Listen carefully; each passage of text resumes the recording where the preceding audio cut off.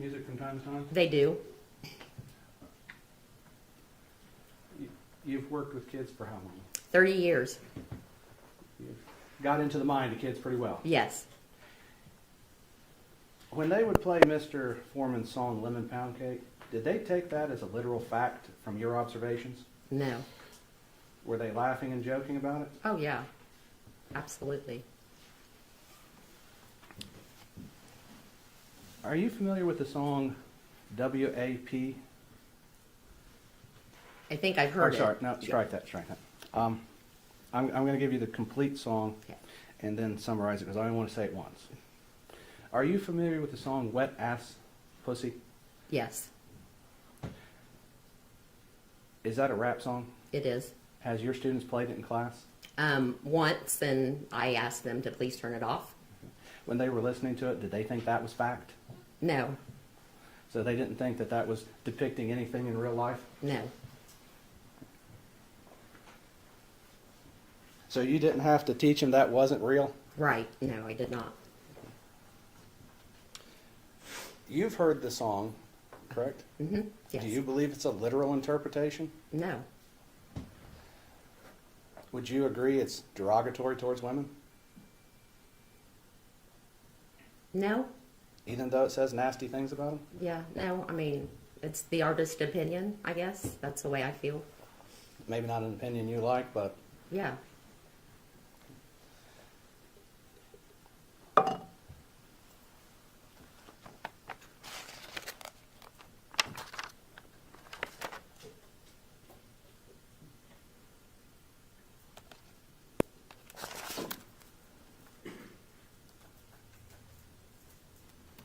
Your Honor, if I may have a moment.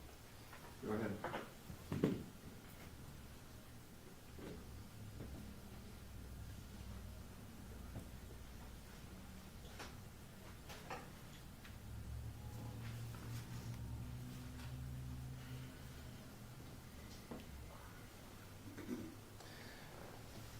So, Ms. Grooms, has Mr. Foreman's posts about Sean or any of the general posts about the Adams County Sheriff's Department as a whole affected your life any at all?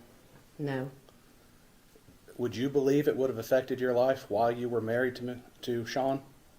if it had any effect, I guess that would be the time it would have an effect. But as his spouse, you would have expected it. Yes. Okay. And I don't want you to go into too many details, but is it fair to say that Mr. Foreman, the posts about the police department and everything had not a damn thing to do with your relationship between you and Sean and why No. it came to an end? No, it did not. So the posts never affected your life, never affected your marriage? No. Okay. So any statement to the contrary would be false? Yes. Okay. Thank you very much. No further questions at this time, Your Honor. Cross-examination. Thank you.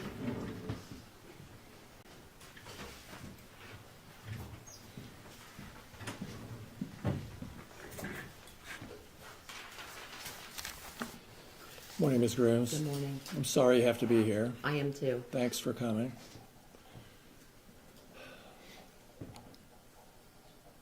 Where to start?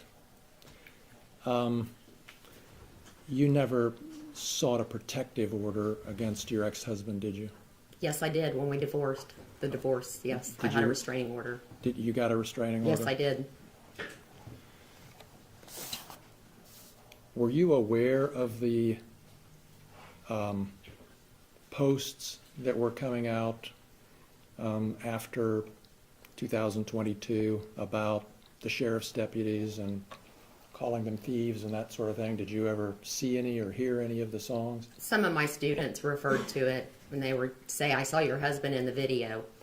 And I would say, yeah, that was him, and turn around and walk away.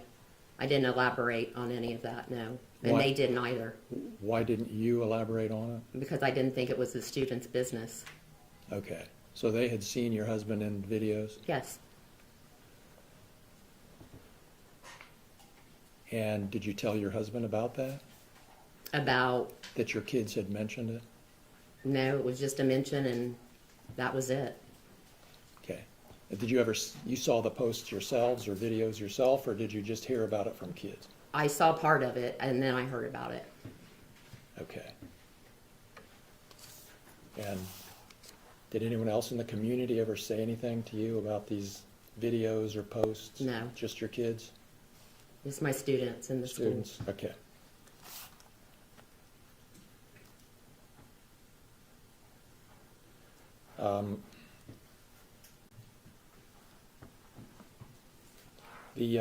The song that Mr. Osborne asked you about, does that song refer to a specific identifiable person? I don't think so.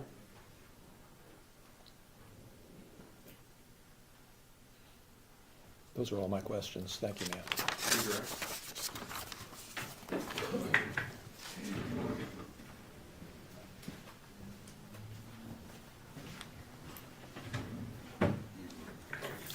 Rhonda, Mr. Klingler asked you about your students. Your students saw the posts Yes. and they articulated it to you? Yeah. Just say, hey, I saw your husband in this video. Students can, would it be a fair statement to say children can be mean? Cruel? Absolutely. You've seen instances of them being cruel? Absolutely. Are they cruel to both other students and teachers? Yes. I don't like bringing up sensitive subjects, but has any of your students ever been cruel to you in the past? Oh, yes, definitely. Would it be fair to say they've said some pretty mean things? Yes. You see, I'm trying not to ask you what they are, but are they shocking names? Coming from my students, I mean, in all honesty, it's, you know, when they're mad at me because they didn't receive an A, yeah, they get mad. And they And- lash out. Yes. But they're not calling names a fact or anything to No. No. And they've seen these posts. Yes. Did your students treat you any differently? No. So, could you point to any instance where a student treated you differently due to the posts? No.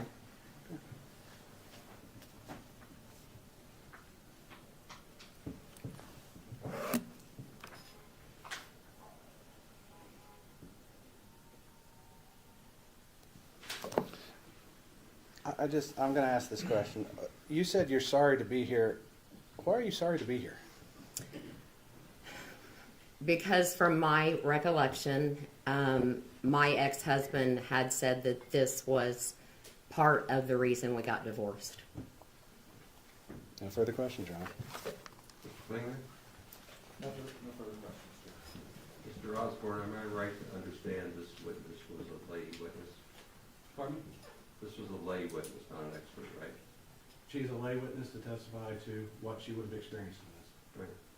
And the only reason I did that is to explain to the jury that people sometimes have training experience and can make opinions as experts. If a doctor comes in a medical malpractice case, they're an expert. This is a lay person, the same as any other. Some of the questions spoke generally about society and public perceptions, which would seem like more of an expert opinion, when in fact, as a lay witness, she can only testify about what she experienced herself. So you have to understand the scope. She's just what happened to her, lay, average person, not educated expert. Thanks for being here. You can go ahead and be excused. Go ahead, Mr. Osborne. Your Honor, I'd ask for a short 10-minute break so I can talk with Mr. Foreman. Based upon the ruling in the Rule 50, I want to juggle some of my witnesses, make some corrections to that, as I had anticipated a different verdict due to the evidence, or different ruling due to the evidence, so I'm going to need to shift for that. I'd like 10 minutes to consult with my client to strategize on that. Comments, Mr. Klinger? No, I have no objection to that, Judge. You're doing well managing your time. I think that's a good idea. I would like, you know how I am with getting the jury on schedule. Your Honor, that's why I want to strategize, see how we can hopefully No, I appreciate what you're saying. Take a break, go back to the jury room, stay there if you would please. Short break will be helpful.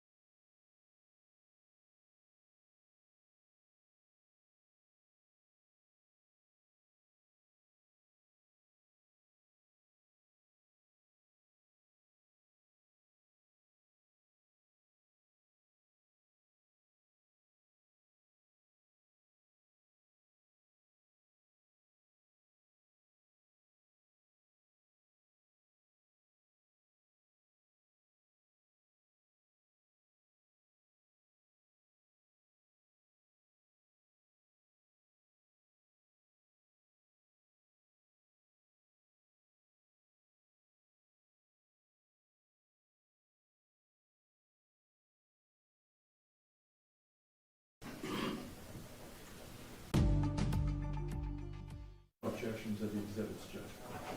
So it'll be admitted without objection. Rebuttal, please. No rebuttal, Judge, no further witnesses. Okay, thank you.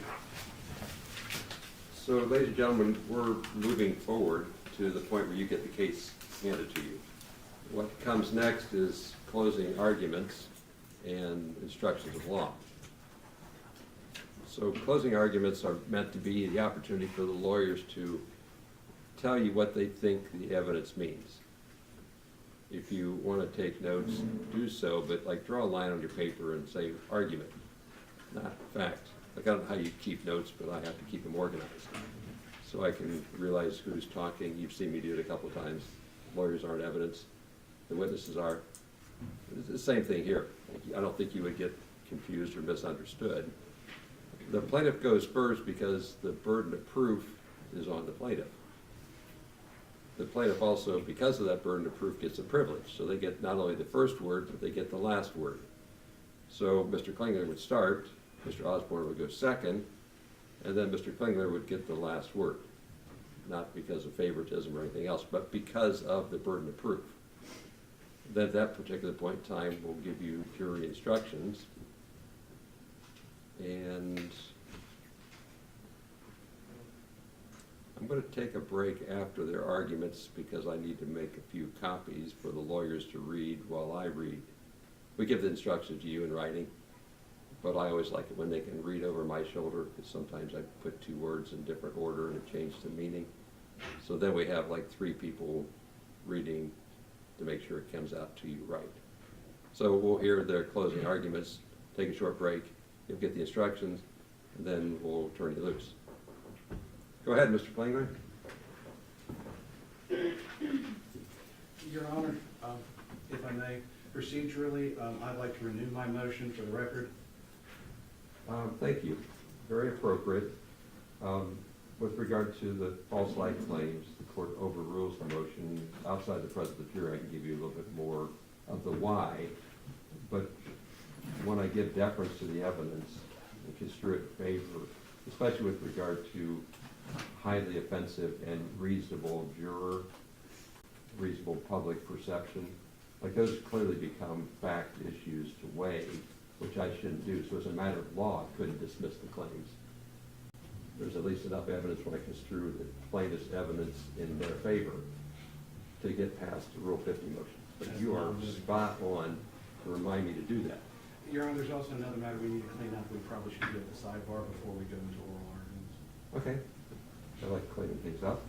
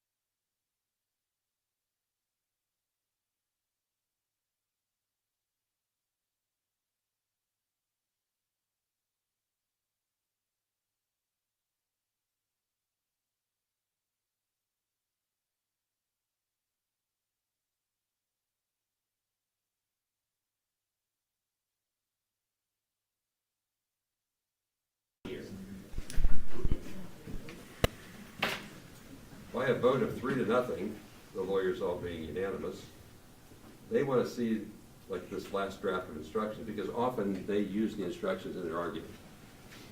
So like the chicken scratching stuff that we've been doing in the past is distracting. So we're gonna let me do my work. It's 30 minutes that we need. So we'll go take a coffee break, just stay back there.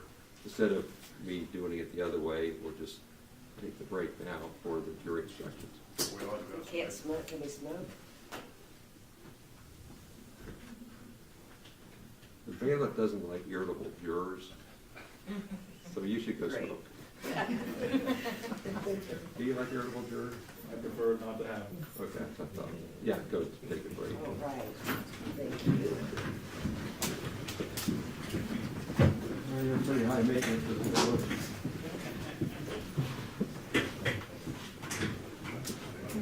I think we're just like, exactly, yeah, like you're supposed to. Everything you need to know is right here. Just have to print.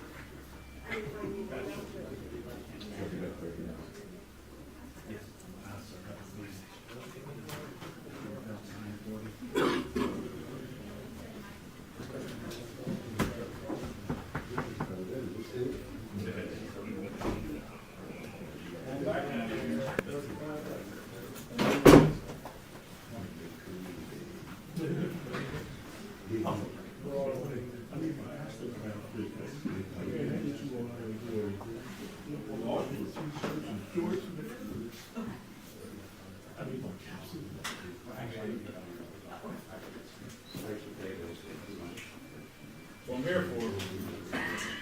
Nobody was here. Sure, you know it's helpful. I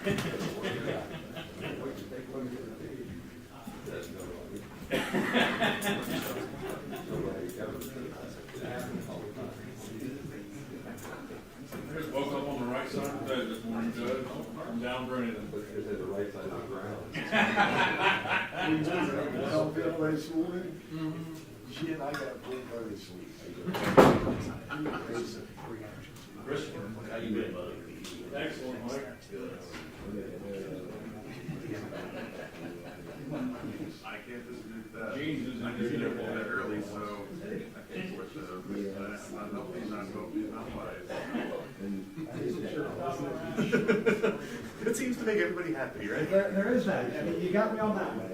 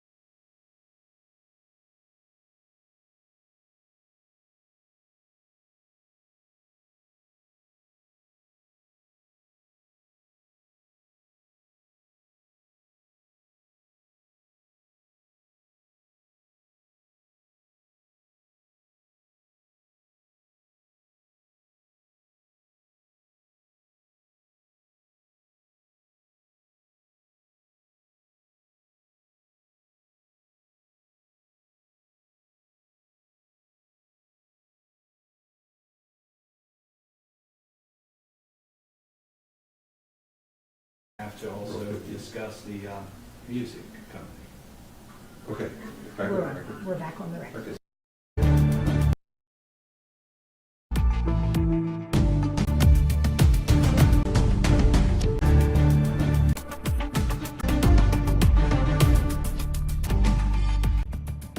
Judge McBride decided that. So in the instructions, I've taken prior decisions of law where necessary and put them in. And you didn't deal with that, but sometimes I have to tell the jury how we got to where we are. And that becomes instruction of law. The law of the case goes into the instructions. So I don't explain it to them. I'm just saying to the record, I took prior judicial law of the case findings and slotted it in where necessary, because that's what we always do. Sound right, Mr. Osborne? Your Honor, I had no objection. No objection, Judge. Okay. Witness. Yes. Walk the record. You want to start? I would love it. Your Honor. Yes, sir. We're off the record. Well, we have the two housekeeping things. I have to renew my verdict, and then we have to also discuss the music company. Okay. Back on the record. We're back on the record. Okay, so 2 points came up. You wanted to renew your motion for Rule 50 Yes. dismissal, which the court will overrule. Mr. Klingler responded to your inquiry about the Access Incorporated. Yes, Your Honor, just for the sake of the record, we had a telephone conference on this, we had discussed this issue. They had not pled, they are technically in default of the answer. During that telephone conference, which was not on the records, we discussed what would happen with that. Mr. Klingler said he would evaluate it.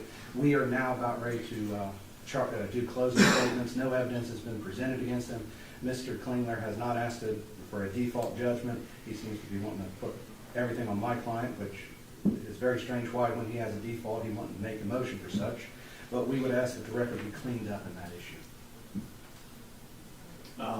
Yeah, I'm going to clean up the record, and we are willing to dismiss that party from the case. The idea of Access Incorporated. Yes. Your Honor, we've registered an objection to him not doing a directed verdict, doing a default verdict on that, and therefore increasing damages upon my client if they should be found.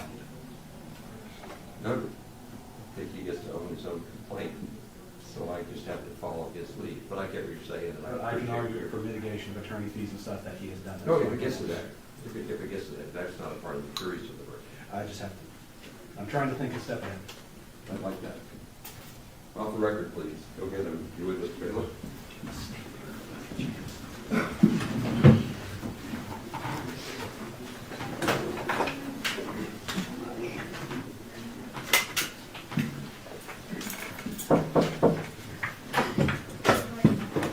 It's not, so it's time to go.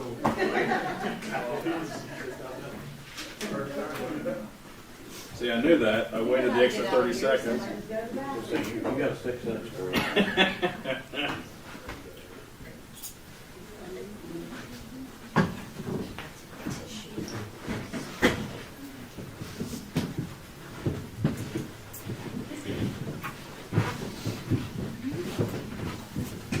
Absolutely.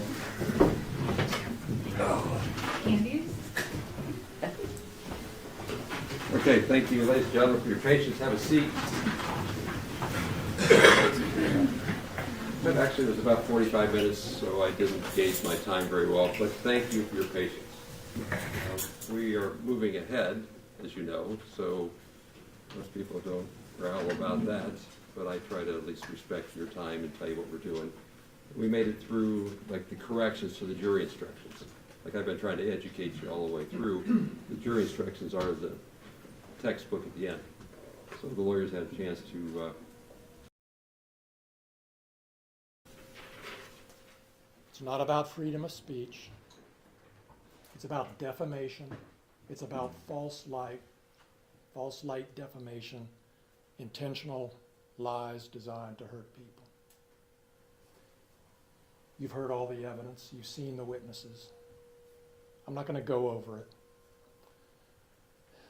But I will say a few things to underscore what I think is most important for you to keep in mind as this case is turned over to you, from me, from the plaintiffs, to you.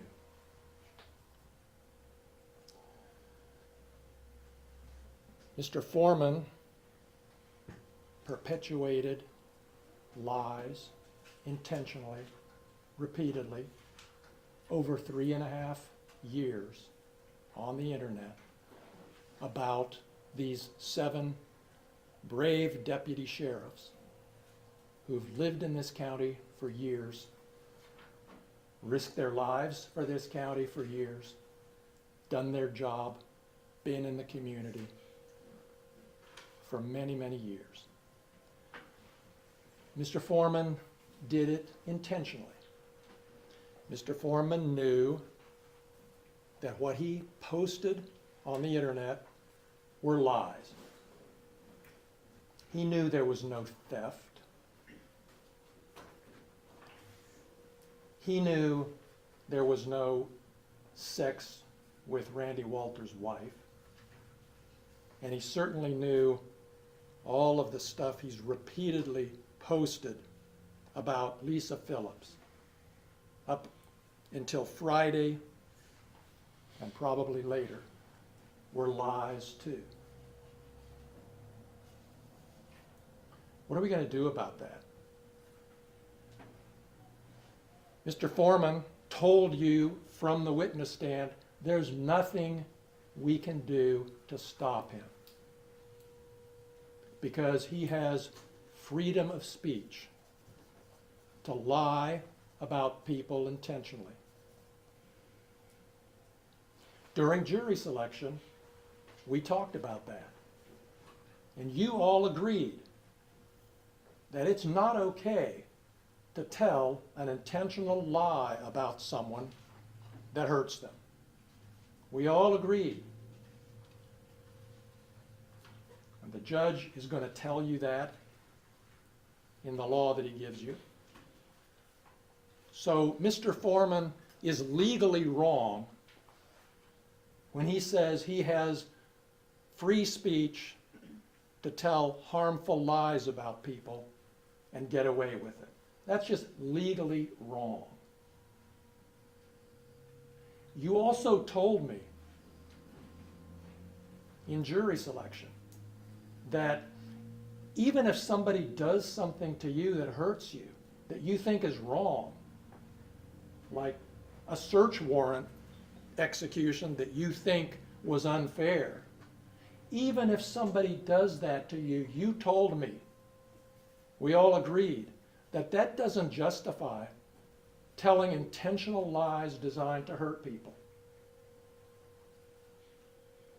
That's what you think. That's what the community thinks. That's what decent people think. But Mr. Foreman thinks it's okay to do what he's done over 3.5 years because they executed a search warrant that broke down his door and disconnected his cameras. You heard from the witness stand from Mr. Foreman the callous indifference that he showed to what he's done, the harm he's done. It's imprinted in your minds, I'm sure, like it is in mine. The tears, the agony from some of these witnesses, don't forget that when you're back in the jury room. That's what this case is about.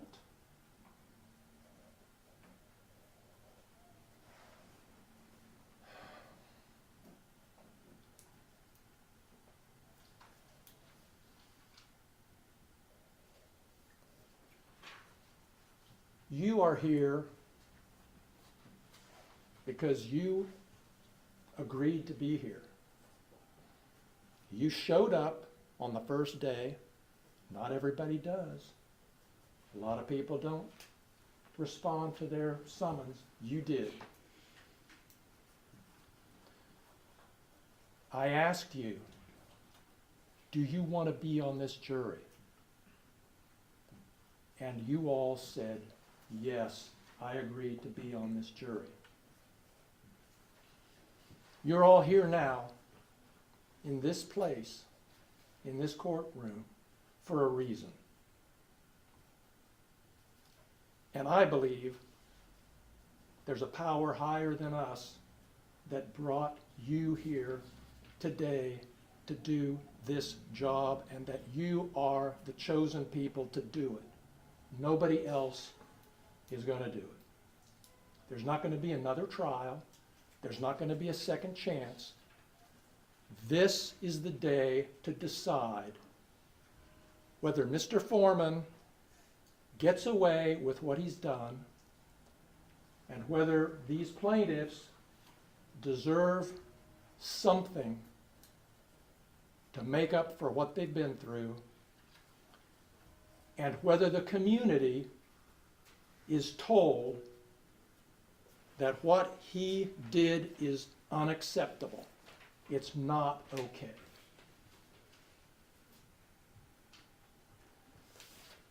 We talked about different kinds of damages. There's not going to be economic damages in this case. There's no doctor bills. There's no damaged property. There's damage to reputation. There's pain and suffering. There's public humiliation. There's everything you saw and heard from these detectives from the witness stand.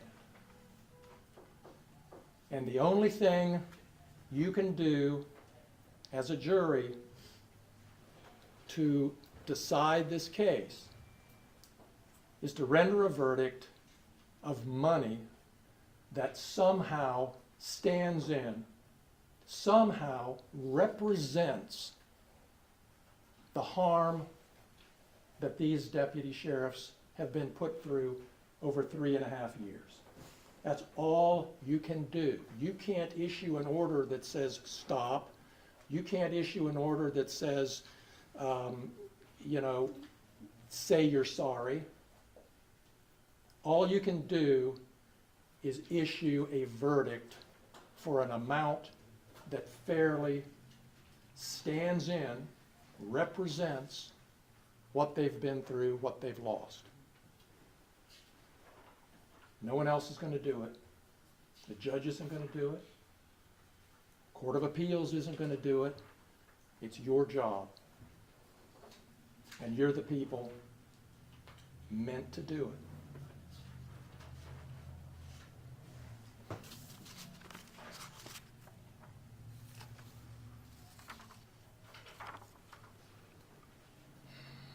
Now, I told you in jury selection, if we got to this point, I'd try to give you some ideas about how to evaluate what kind of verdict might make sense in this case. I told you then, and I'll tell you now, there's no formula. There's no easy answer. But there is an answer. And it's the answer that you folks decide among yourselves fairly represents the injuries that these deputies have suffered. And I'll start by posing this question. Do you think that if there had been an advertisement in some newspaper that said, we will give you $2 million if you are willing to go through what Lisa Phillips has been through for the last 3.5 years? Would you take that deal? Do you think she would have taken that deal? Yeah, $2 million, that's a, maybe I'll go through that. Of course not.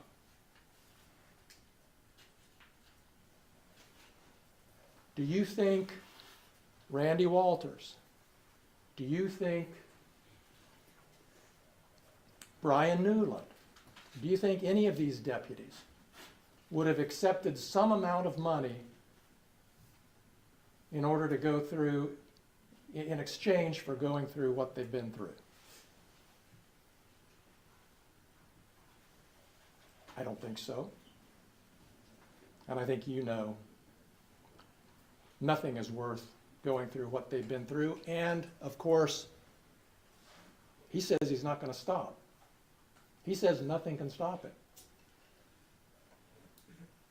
Maybe something can stop him if you tell him through your verdict that he needs to stop.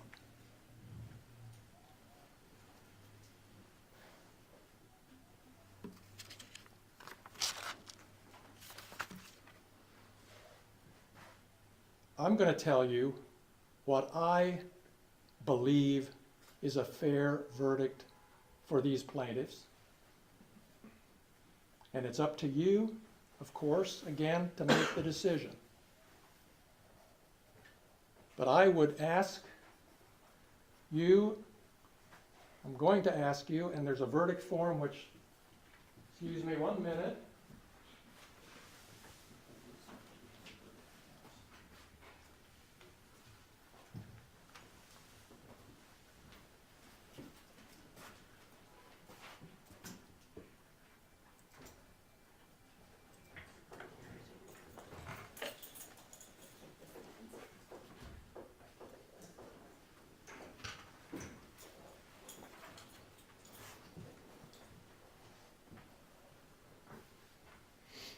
Folks, I'm going to show you these forms that you're going to be filling out, just so you're familiar with them.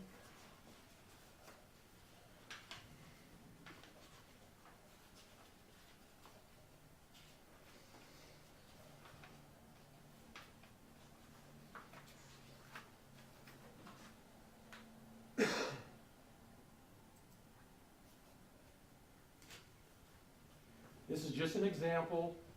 You're going to have a different form for each of these plaintiffs, okay? This one happens to be a verdict form for Lisa Phillips. And I believe the evidence is overwhelming that you'll find in favor of Lisa Phillips. This happens to be her false light claim. There's a separate claim for defamation, a separate form for defamation, and you'll see the jury instructions. Judge Hine has already talked some about that with you. So this is just an example of the verdict form that I'm going to ask you all to sign in favor of Lisa Phillips and all of the plaintiffs on their false light and their defamation claims. Now,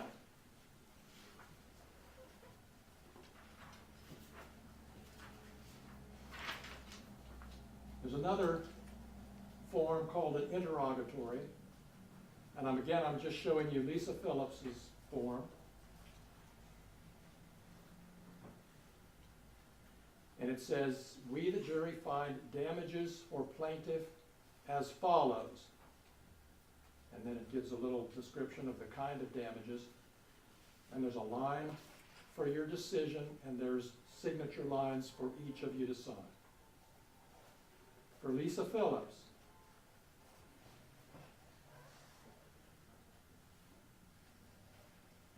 I'm not going to show you every form.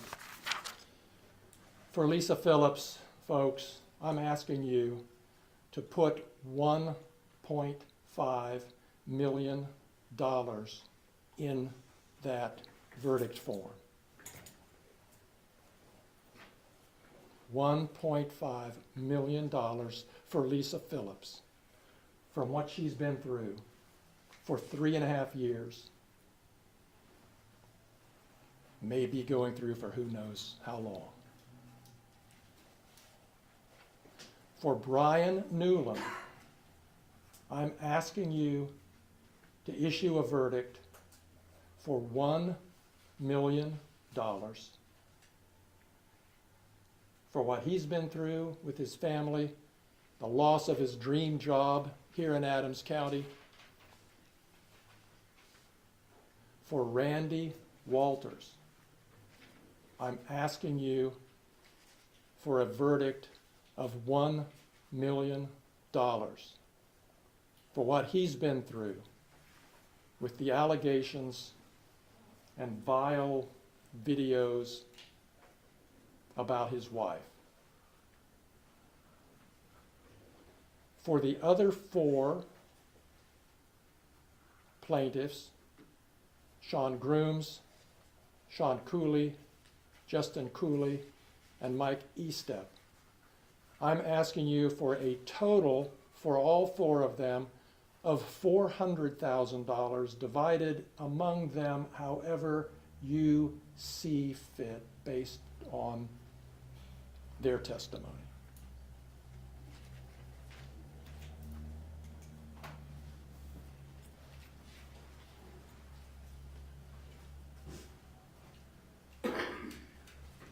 You, of course, can award less. You can issue a verdict for more. That's what I'm asking you to say in your verdict form based on this testimony. Now, let me close my remarks by looking into the future here and looking at the future if there's a verdict for the plaintiffs and you award the plaintiffs a fair amount of money. What happens? The plaintiffs are vindicated. The court of public opinion out there, the press, which I know you haven't been looking at, they don't know the facts. You know the facts. And a verdict for the plaintiff will say they were wronged, he was wrong. A verdict for the plaintiffs will make up in some way for what they've been through. A verdict for the plaintiffs will say that we don't condone, we don't approve, you can't get away with what Mr. Foreman's done. Not in this community, not in this country. That's not freedom of speech where we live. That's what a verdict for the plaintiffs will say. Let's look at another possible future if there were to be a verdict for the defendant, or if there were to be a verdict with a small amount of money attached to it. In that case, in that world, in that future, the world is told what he did is okay. What they went through is no big deal. We don't really care. We think it's fine. That's what a verdict for the defendant or a small verdict would say. They would go home subject to even more ridicule. Yeah, you took him on and you lost. See, what he did was fine.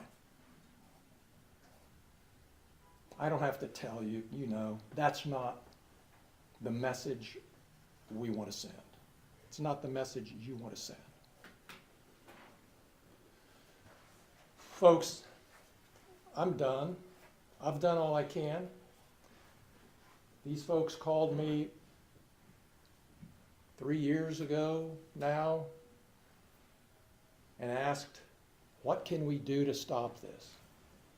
And here we are today. I've done what I can. They've done what they can.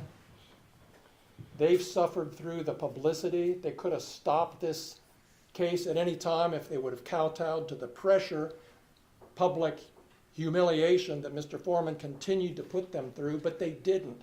They bravely stood behind their case and their right not to be dragged through the mud with lies in the media. They've done all they can. And now I am giving their case and this decision to you. It's out of my hands. You have to decide what to say to Mr. Foreman and what to say to the community about what he's done and the effects that it's had on these folks.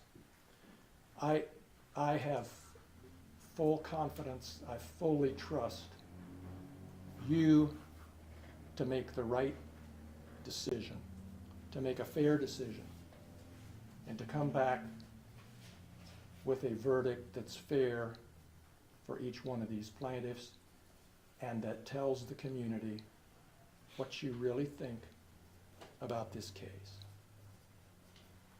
Thank you very much. Thank you, Mr. Clinton. You have like 11 minutes after that to be final. And Mr. Osborne?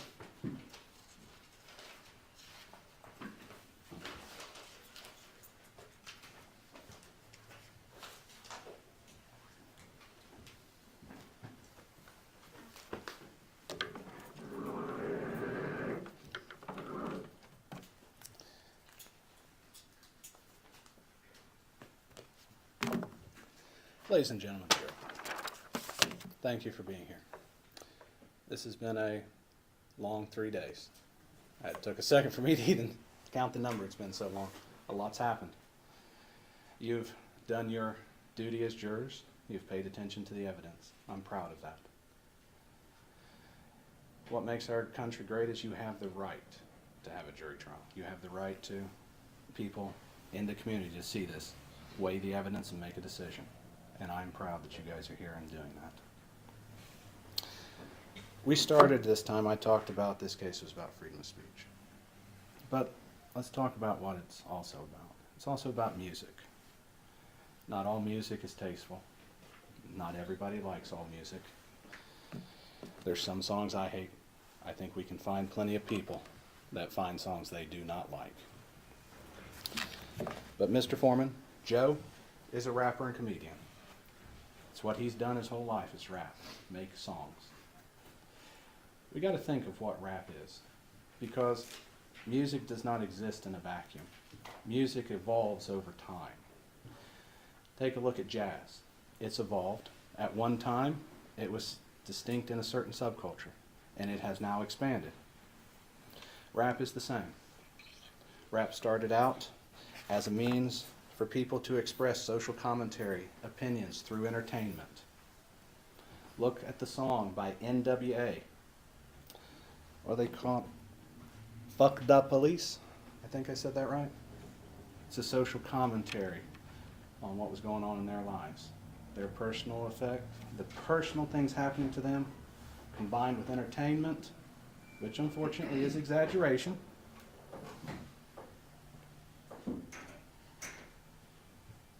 Opinion, nothing of fact in that song. It's a commentary on society. And so when you look at rap, you see that over and over again. I had my secretary print me a couple songs, rap songs, while I was pouring a cup of coffee.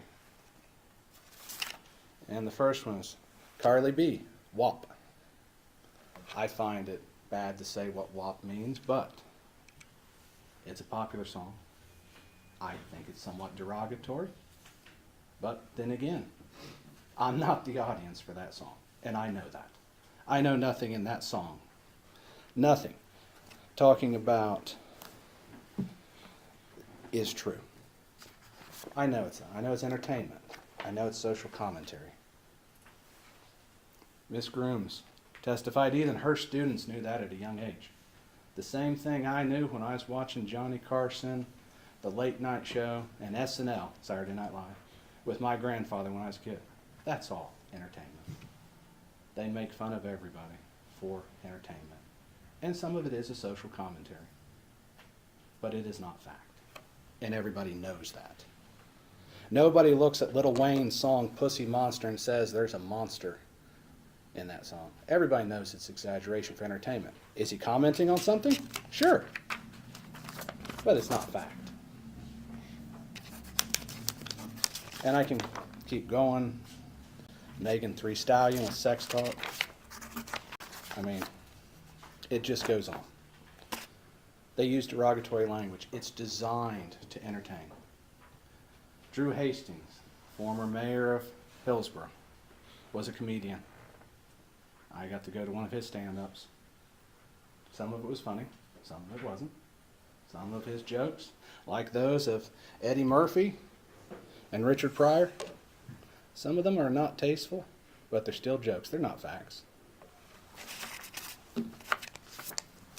And we know that. That's what a reasonable person listening to that would understand.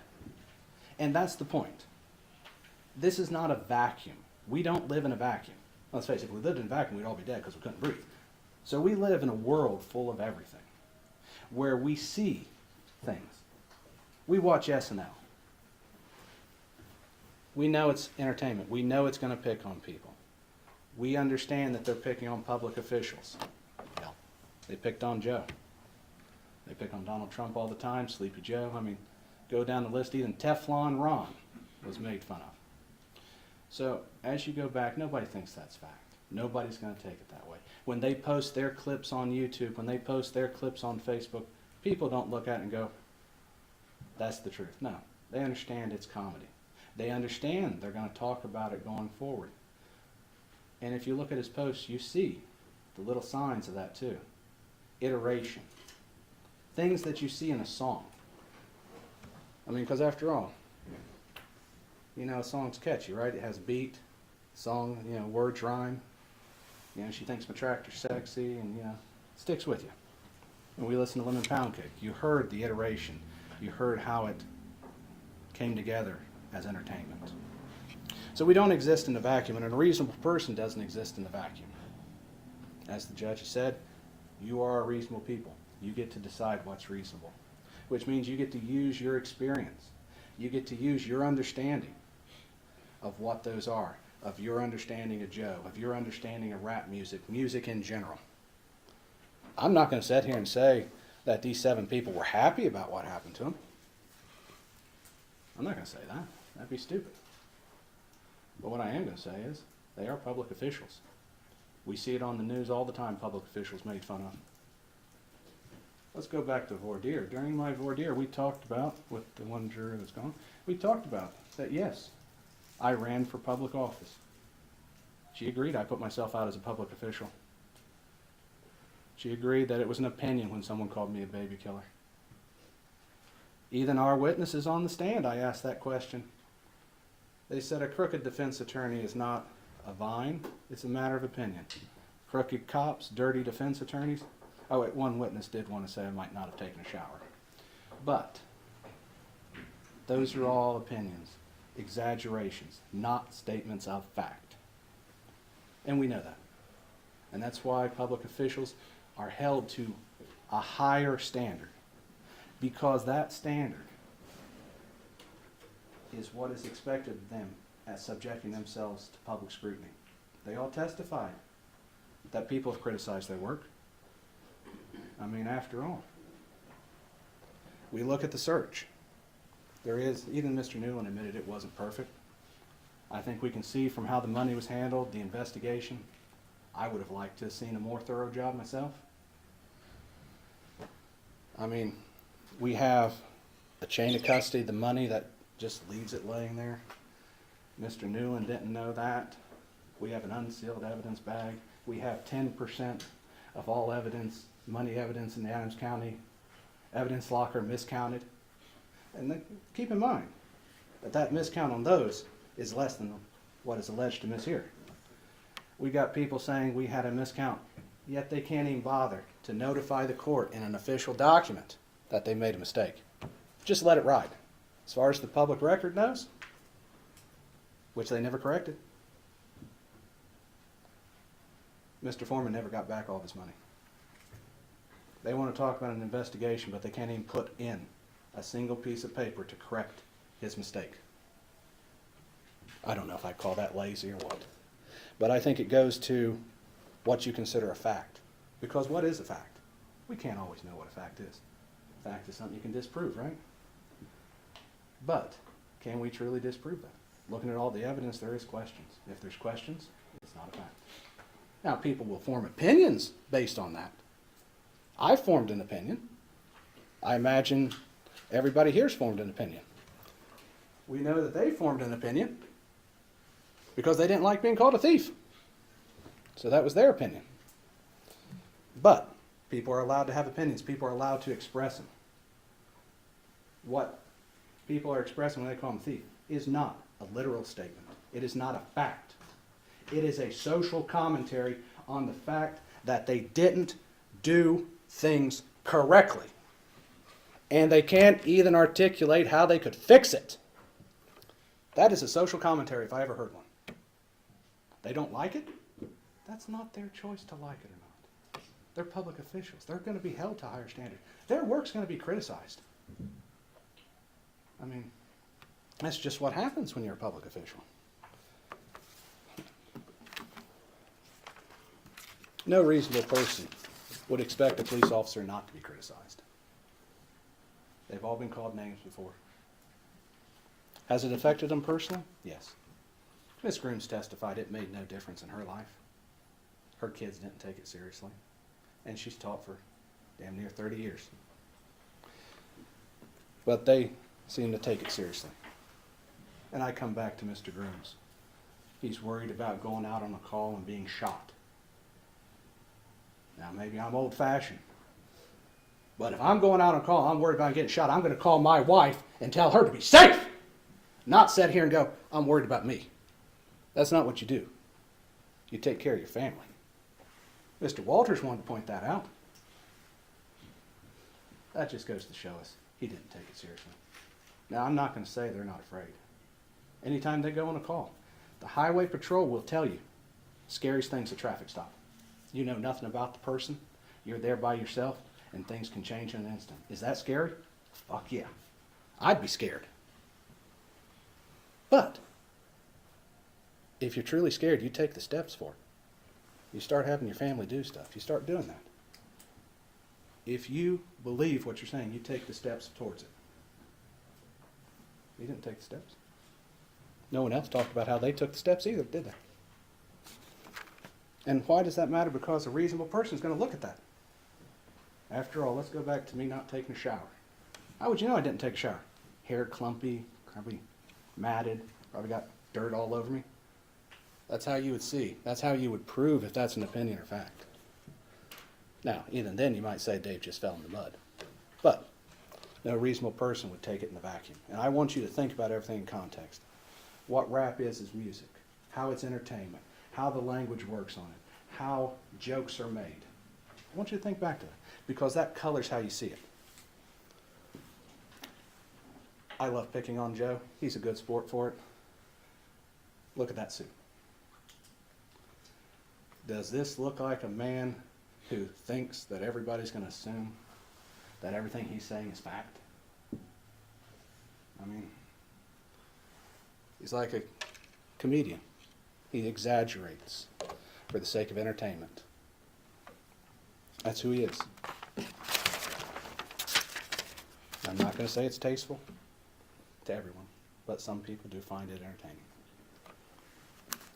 I asked an important question about them. I said, do you believe everything in the newspaper? No. Do you believe everything you read on the internet? No. We all know that to be true. A reasonable person knows that. People can post opinions, social commentary, and hurtful things all over the internet. And it is just to be expected. That's why we are supposed to use our own filter, use our common sense, use our experiences in life. So while hurtful, it was not fact. It was music, entertainment. Stuff that no reasonable person would understand. Especially not a public official, because we see it on TV all the time. We see it on the internet. You see it on Facebook. Sometimes people want to turn off Facebook because there's so much political commentary and stuff. But that's expected. Do I expect everything I read is fact? I don't even think most of it's fact. I think it's everybody's opinion, and opinions are like assholes. Everybody has one and it stinks. But that doesn't mean they can't have them. That doesn't mean they can't express them, and that doesn't mean they can't make a song about it. Truth is a defense. That's why we talked about the theft. That's why we showed all that. Because I wanted you to see how the money was handled. There's a lot of confusion around it. And for that reason.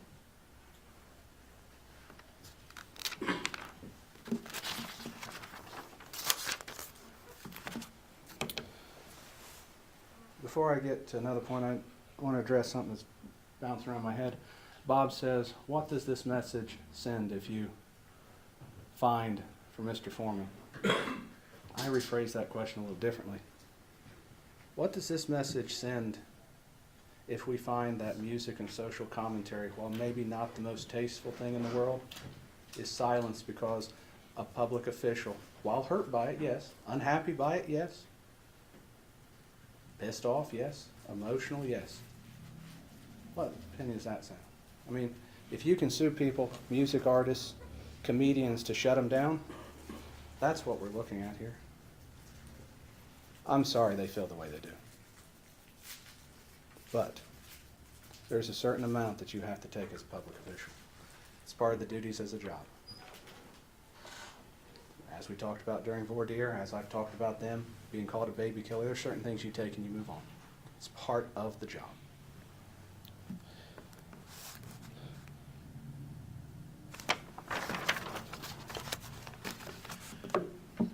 The plaintiffs, or I should say Bob, talks about how they wanted it to stop. Where was the certified cease and desist letter? Where was all this done? None of that was done until after they started the lawsuit. Until after they brought it to court to make it stop. That's what they wanted to. They wanted to make it stop. Yet they asked for money.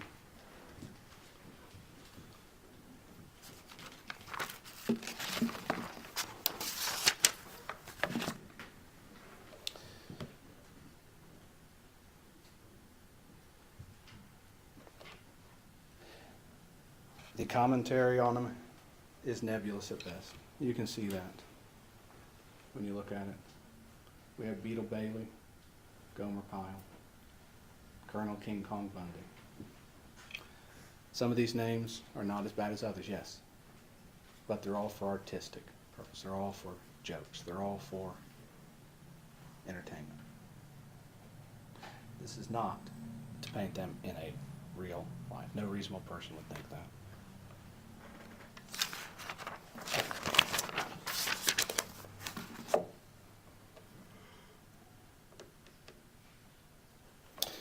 It's kind of interesting because even Mr. Newland agreed that when he was called a pedophile by Mr. Foreman, yes, that is a horrible thing to call a person. But even he said it was Mr. Foreman's opinion. So he didn't believe it was a fact. If your own witness doesn't believe it's a fact, how can a reasonable person find it's a fact?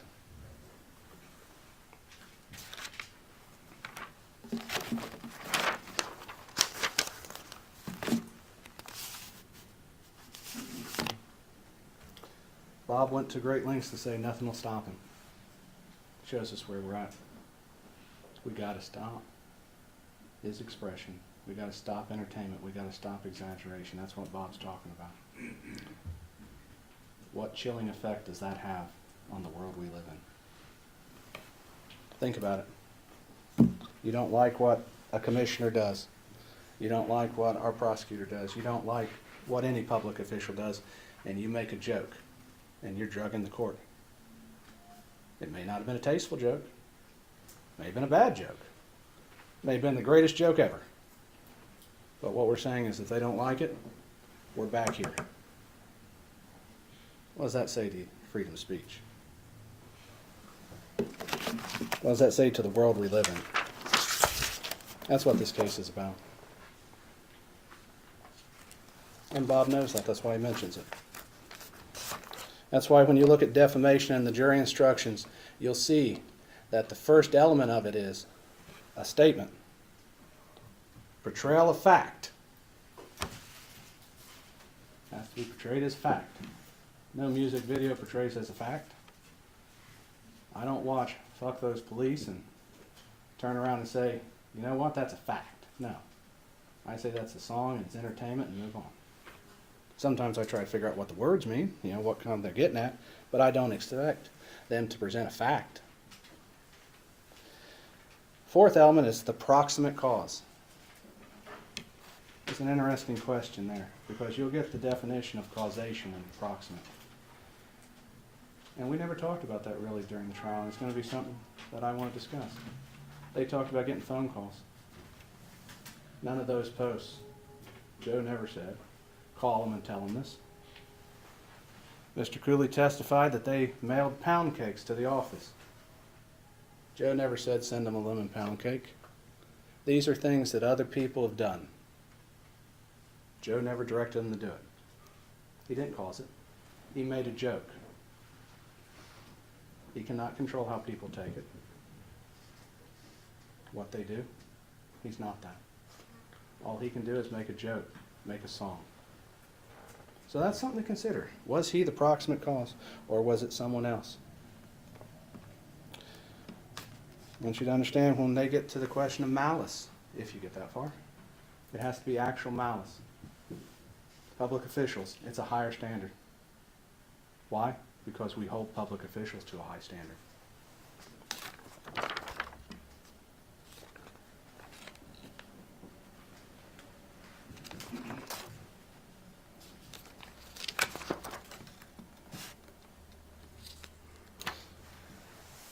Let's talk about the false light. That's their second cause of action. That says that a reasonable person would be justified in the eyes of the community, feeling seriously offended and aggrieved. I want you to go in on the eyes of the community. They want to say people's humiliating them, calling them names. The reality is a reasonable person in the eyes of the community is going to say, it's a song. It's a joke. I was flabbergasted to hear it myself, that they even thought it was a joke before they brought the lawsuit. Go to a Halloween party and bring a lemon pound cake. That, I almost have no words for that, honestly, because we're hurt, but it's a joke. Which one is it? So a reasonable person in the eyes of the community would understand it's a joke. Mr. Estep testified about the joke of the shirt. We got the pound cake joke. There's various jokes for this. This was not as negative. This has not changed their view in the eyes of the community, because your reputation, which is what they claim is hurt, your reputation is like a shirt. You eat a hot dog, you drop mustard on it, you get stains on your shirt. Nobody's reputation is clean. Everything you do affects your reputation.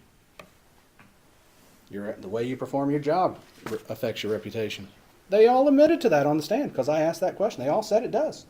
How they counted that money affects their reputation. People can form opinions based on how they did their job and criticize them on it. That's a right we have.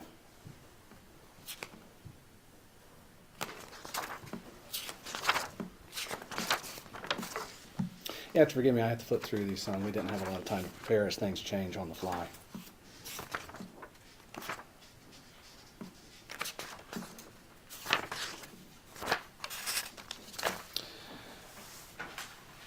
I think as you go back and deliberate, take a look at all the exhibits, analyze it in the context of music, entertainment, opinion, social commentary. It's not a fact. And if you look at it, you can see that. Like I said, it may not be tasteful, may not be nice, but even SNL's not nice. South Park's not nice. These things are social commentaries, jokes, entertainment, and some of them are not nice. But you don't have to like everything. You don't have to like everything said about you, and you don't have the right to tell everybody that everything said about you should be sued for, especially if you're a public official. As such, I ask you to deliver a verdict in Joe's favor on all claims. I ask that because when you look at it, no reasonable person could see it as a fact. No reasonable person could see it as even false light. The community, if people called them, that's because the social commentary resonated with someone. resonated with what people experienced in the world. We've lived through a turbulent year, so we've all seen on the news what people are experiencing all over the country. Social commentary resonates because of that. That doesn't make him the proximate cause. That shows a deeper concern in our country that we should be addressing, not sitting here trying to decide if a music video is a fact or not. That's what's at issue here. And I'm confident as you go back in deliberations, you'll come to that conclusion too.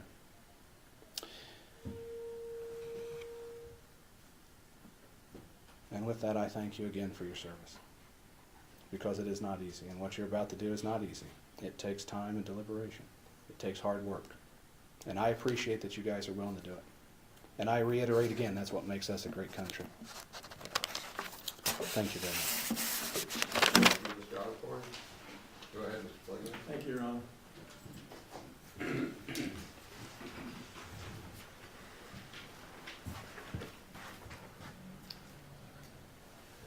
Nothing Mr. Osborne said about sexually explicit songs out in society refer to specific people in the community like the songs that are at issue here. It's not the same thing. We all know that. These weren't opinions. Mr. Foreman didn't say, in my opinion, Brian Newland is a pedophile. In my opinion, they're all thieves. In my opinion, I fucked his wife doggy style. He said it like they were facts. And I think Judge Hine is going to instruct you, based on everything that's happened so far, that these were not opinions, they were stated as fact. And your job is to decide whether those facts were true or not. And we know they're not. The case isn't about lemon pound cake. It's about intentional lies designed to hurt people, and they hurt people.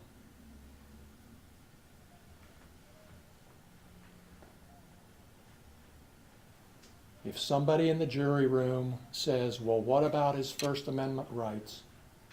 You know, and the law tells you, that doesn't allow lies that hurt people. If someone tells you it's just artistic expression, he ought to be free to say what he wants, the answer is he's not allowed to wrap up harmful lies into songs, so-called art, put them out there, and get away with it. The packaging of the lie doesn't make it okay. The message was clear. And Mr. Foreman doesn't get to wrap himself in the American flag and say, you can't touch me, I can say what I want, no matter how untrue it is, no matter how much pain it causes people, no matter for how long, because I have freedom of speech. He can't do that. I'm confident you'll tell him he can't do that. Thank you. Thank you, Mr. Flanagan.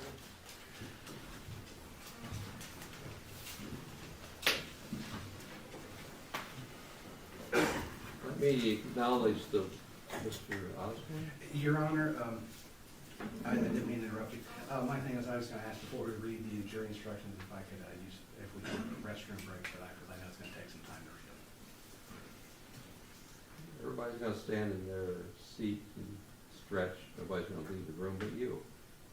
Because you're pretty prompt with that, so go for it. Thank you. I'll just stand up. It's blood flowing. That restroom. Well, you're my team.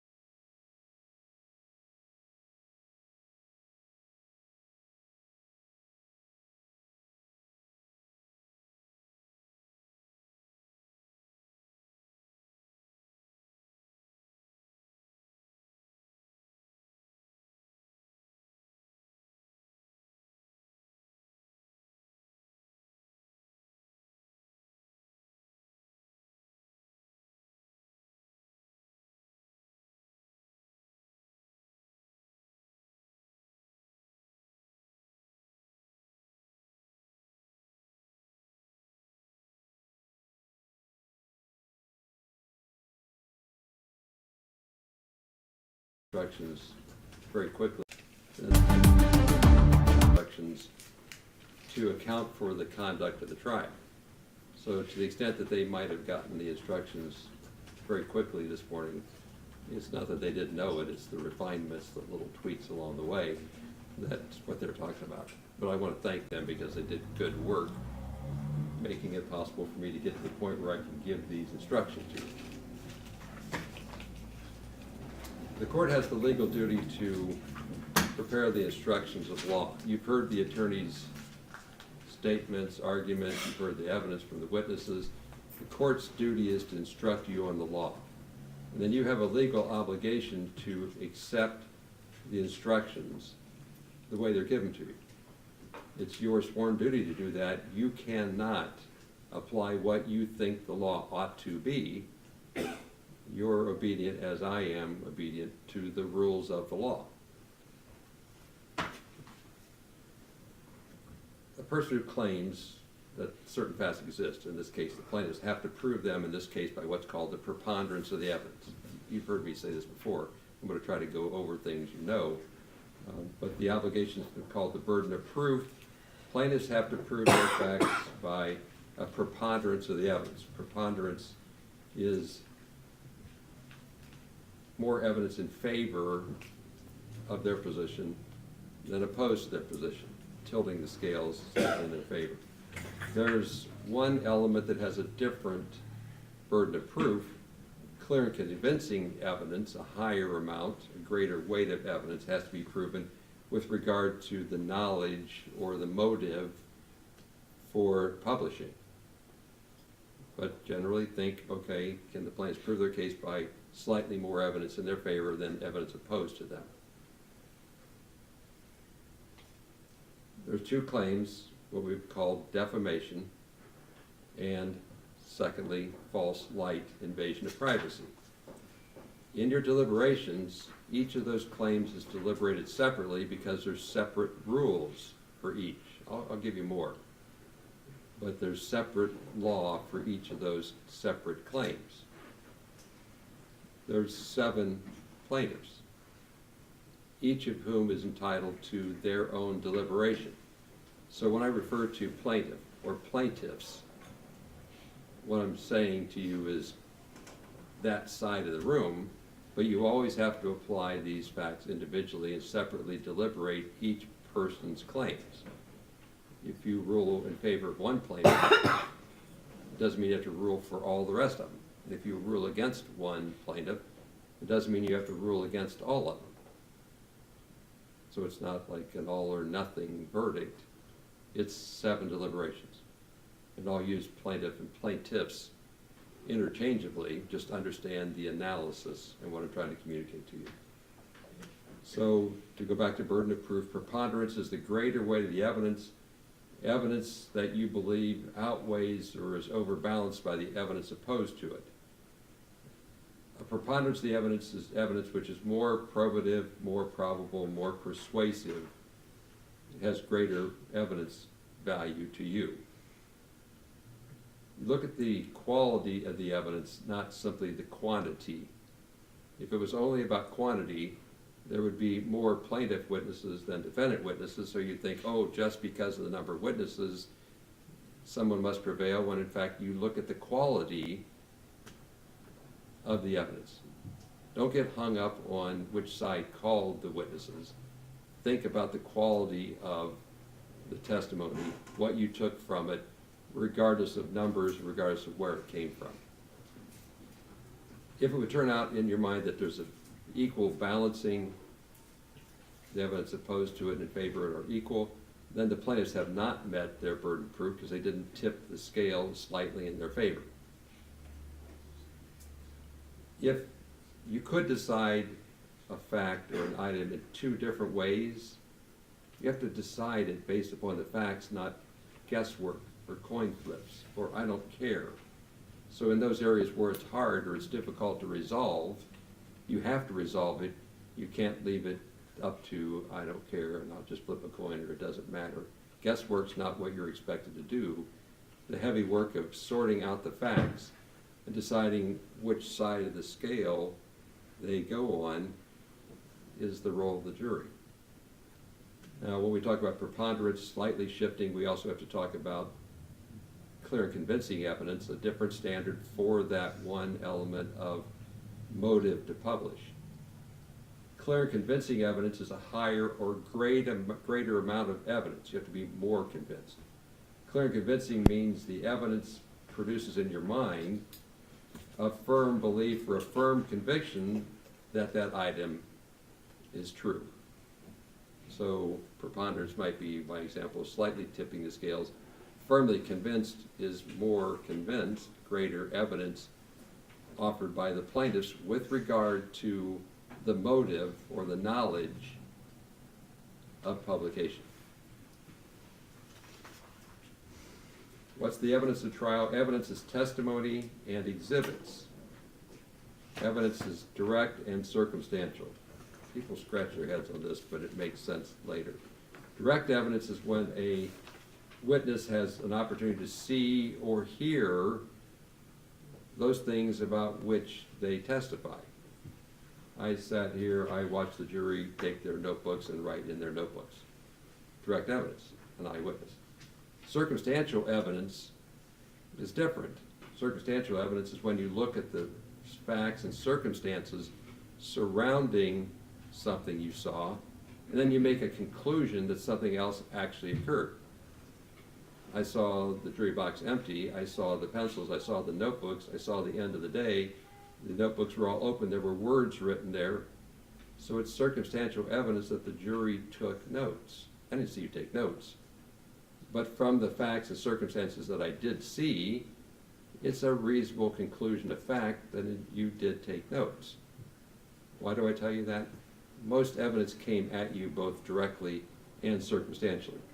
Things that I personally saw, and then things that happened as a result of what I saw. Circumstantial evidence is fair game as much as direct evidence. Direct evidence isn't better. You might think it's better when in fact it's not always better, because the witness didn't tell you that they were blind when you thought they saw something, or it was foggy, or the lights were bad. So when you think about the evidence and how to weigh the quality of it, what a person saw, what they heard, what they personally experienced is good evidence, direct evidence. But so is the circumstances around that testimony. They're both fair game. Often people infer that something exists based upon the circumstances and inferences. I inferred it's a reasonable circumstantial evidence that you wrote in your notebooks. That's fair. But I'm not allowed to infer, because you took notes, therefore you also did something else. You can't stack an inference that something else occurred on top of something else you thought occurred, on top of something else that could have occurred.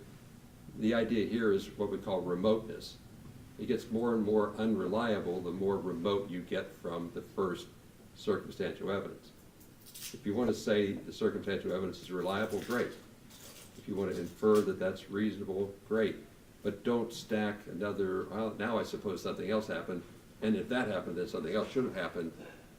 It's stacking, it's called remoteness, then it gets unreliable. With regard to the exhibits, you saw exhibits, there was testimony related to them. Consider whether the exhibits are in fact what they are portrayed to be. You decide what weight, if any, the exhibits have to have when thinking about the testimony involving them. Exhibits in video can speak themselves, but sometimes paper and other exhibits don't. So you have to consider what the witness said in light of how the exhibit was portrayed. Don't make inferences or conclusions based upon the number of exhibits. Remember, I want you to look at the quality, not just simply the number. Like theoretically, the plaintiffs had more number of exhibits than the defendant. Don't care, don't count numbers. Look at the quality, make the content important. You'll have like physical, tangible paper exhibits back there. When you get to the video or the data-driven exhibits, you'll have a computer back there so you can use that to look at the exhibits. So if it never works that way, so I always offer the bailiff services that he can come back and, as you saw, make the technology work. So if you struggle back there with plugging in a thumb drive and finding the drive and then turning it on, we would expect that. I'll tell you how to communicate with us, but just ask for help. We'll send back a very capable bailiff and he'll save the day. Evidence is not what the lawyers say. You heard opening statements, closing arguments. That's not evidence. It's helpful, it's necessary, it's built into the system, but it's not evidence. If a statement was asked and the question was not answered, there's no evidence from the question. I did that once or twice to show you how it works. Just, you might have thought the answer was going to be yes because the witness was shaking their head yes. The witness is, yeah, I understand the question, and the answer is no. So you can't use body language to get an answer that wasn't spoken from the record. I don't think that happened too often. But remember where the evidence is. It's the exhibits and the witness statement, not the lawyering side of the case. There was times where I sustained objections and handled the lawyers the way I thought was necessary. I always ask people to apologize or accept my apology if you thought how I handled the lawyers is any kind of a comment upon the quality of the case. Like, I try not to do that. But you might misunderstand that in scolding a witness or handling a lawyer, I was expressing an opinion. I love it when you guys show up because I don't have to decide. It's like I always try to make sure I'm neutral in my facial expressions and my voice tone, but sometimes I just don't get that done. An important role for the jurors is to weigh credibility. Credibility is assigning believability, assigning weight to the evidence, assigning weight to the witness testimony, assigning weight to the exhibits. When you weigh evidence, you're basically deciding truthfulness, and as odd as it sounds, it's what we do all the time. We weigh credibility continuously each day. In weighing credibility, you should consider the appearance of the witness on the stand. Consider the manner in which they testify. Did it seem straightforward? Did it seem honest? Did it seem evasive? What did it seem to you? So you're using your eyes and you're using ears to weigh credibility. Think about how reasonable their testimony was in light of the subject matter of the trial. Consider education, interest, bias. Consider if they were frank with you or not. We use these tests every day to decide whether we want to rely upon or find a person believable or not. As I told you before, every witness took an oath to be honest in their testimony. The oath does not bind you that just because they're talking, I have to believe it. In fact, you have to parse it out, because people could very honestly get up and say, I believe this to be true, when in fact they're misunderstood and wrong, not lying. So recognize you can parse the evidence. You can believe everything a witness said. You can believe nothing a witness said. You can pull out the pieces you think are credible and ignore those that you think are not credible. And then you shuffle that entire deck with every witness along the way. As a rule, we want people only to testify, general rule, about things they heard and experienced and saw, firsthand testimony.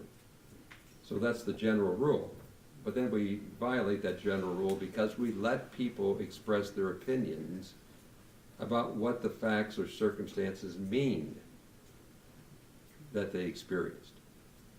So in deciding what their opinion means and how you weigh their opinion, you do the same thing. You're allowed to hear their opinion. It's evidence. But you have to, again, parse it out in terms of the credibility test. A person can give you an opinion, and you might go, I don't believe that because that's not in their subject matter. Or they don't have enough knowledge. Or their emotions got the better of them. Or they have an interest or a bias or whatever. And you might go, no, it's a completely valid opinion because of whatever credibility factors you have. So we give you direct testimony, we give you circumstantial, we give you opinions, and then tell you to weigh out those things that you find believable, credible, and otherwise. In this process, the jury sits around as a committee. And it might be that you find a person credible, the other person finds somewhat credible, and the other person finds not credible. Expect that to happen. And then resolve those differences back there. There's more about that later, but in this whole deliberation process, that's normal. Somebody said while they were here, yeah, I'd served on jury. No, it wasn't easy. It's not meant to be easy, it's important. I just have to explain the rules enough and then tell you don't get your feelings hurt when you get back there and begin the discussion. The instructions I gave you so far would be relatively common in most trials, because those are general rules for how to do the job as a juror.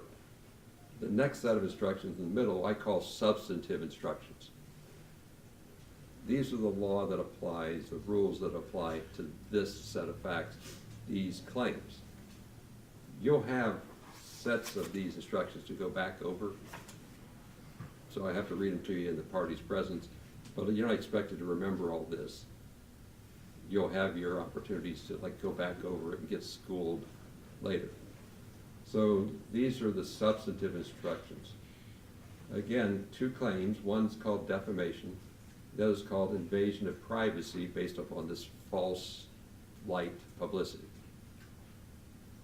They have separate instructions. I put them right next to each other.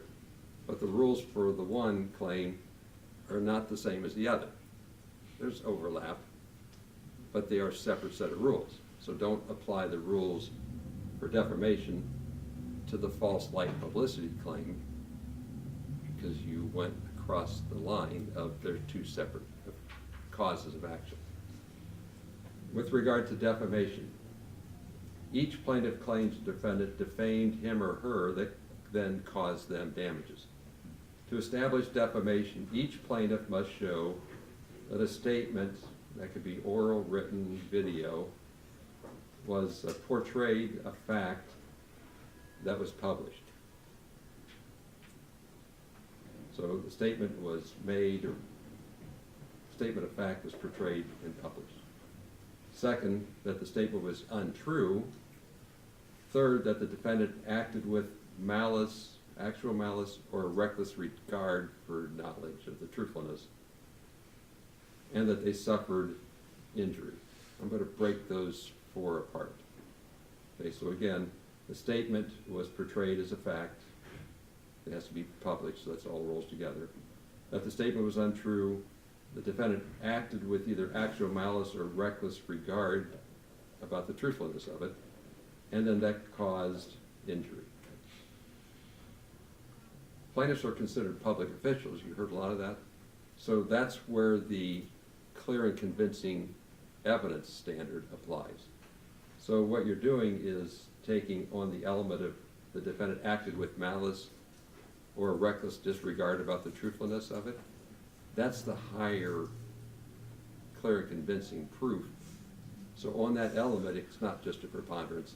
On that third element, it's thoroughly convinced about his motive for publication. Clear and convincing evidence means you're thoroughly convinced about the truthfulness of motive for making or publishing the statement. What's actual malice? This knowledge in the publication. Actual malice occurs when the defendant makes a false statement with knowledge it's false. The second part of that test, it's either published with actual malice or published with a reckless disregard about the truthfulness or not. So reckless disregard means that a defendant acted while aware that the statement was probably false, or that the defendant entertained serious doubts about the truthfulness and didn't inquire. The defendant's failure to investigate may be considered evidence of reckless disregard or evidence of falsity when the defendant had serious doubt about whether it was truthful or not. So actual knowledge of falseness or reckless disregard about something that's probably false. Those elements have to be proven by the higher amount of evidence. A statement is false when it's not substantially true. It's substantially true when the essence of the statement is true, when you think about the statement as a whole. The defendant's statements or portrayals must be given their ordinary meaning in that context, in that circumstance. So you can't just pull a line out. You have to look at the whole portrayal of the statement. In deciding whether the statement is false, you're not to consider the defendant's subjective belief. You consider whether it's true or false from an objectively reasonable perspective. So it's your perspective about truthfulness, not what the defendant thought at the time, because we can all think of things that are unreasonably thought. So we apply an outside standard, an objective standard, not the defendant's subjective belief. Now, this idea about the concept of truthfulness is where we find the fact that truth is a defense. So if the statement is true, then there can be no defamation. Plaintiffs also have to prove that the statements were published, portrayed, made. Published means that the statement was read or heard by another person other than the plaintiffs. From the testimony, as a matter of law, the courts has determined that publishing or portrayal is not an issue. But nobody pushed back. It's not anything you have to decide. I'm telling you as a matter of law, that element is uncontroverted, that the defendant published, the defendant portrayed the statement. So of those four, one's been resolved by the court because there's no contrary evidence. Now you're down to analyzing those three statements, elements, if you will.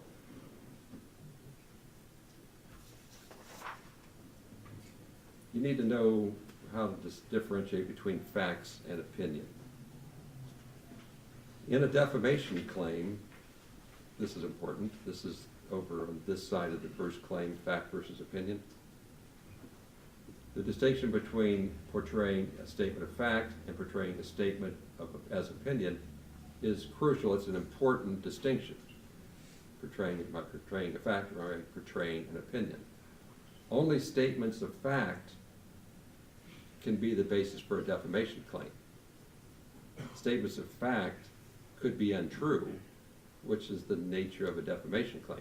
If I'm expressing an opinion, there's no way to decide whether it's true or untrue, so you can't defame someone in expressing an opinion because there's nothing verifiable about it.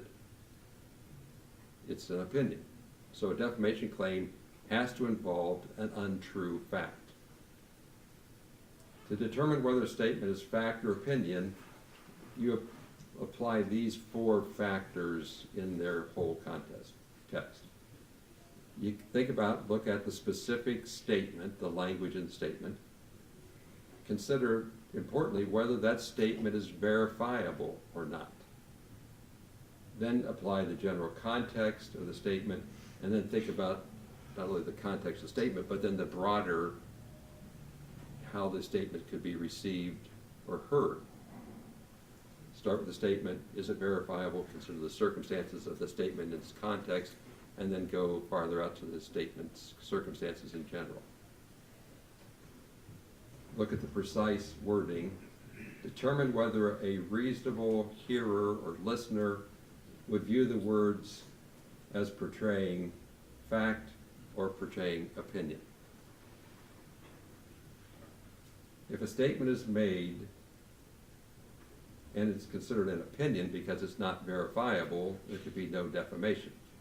If a statement is made and it contains verifiable information, then it can be the subject of a defamation claim if the verifiable statement is untrue.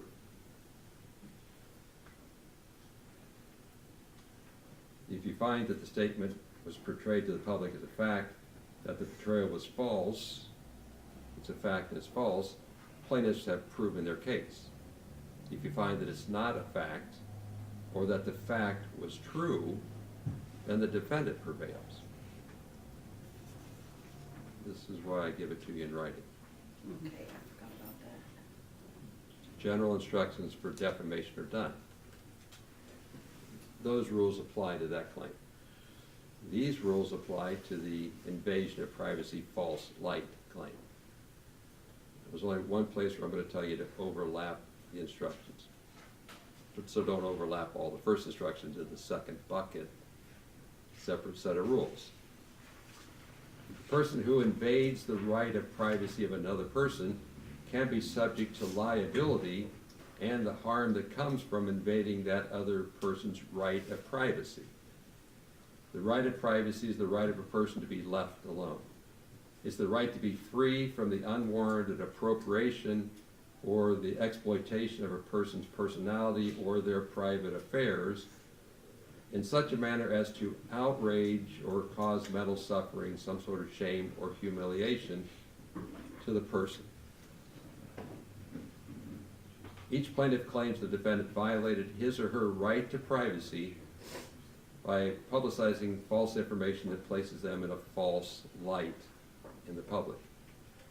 Each plaintiff must prove that the false light in which they were placed would be highly offensive.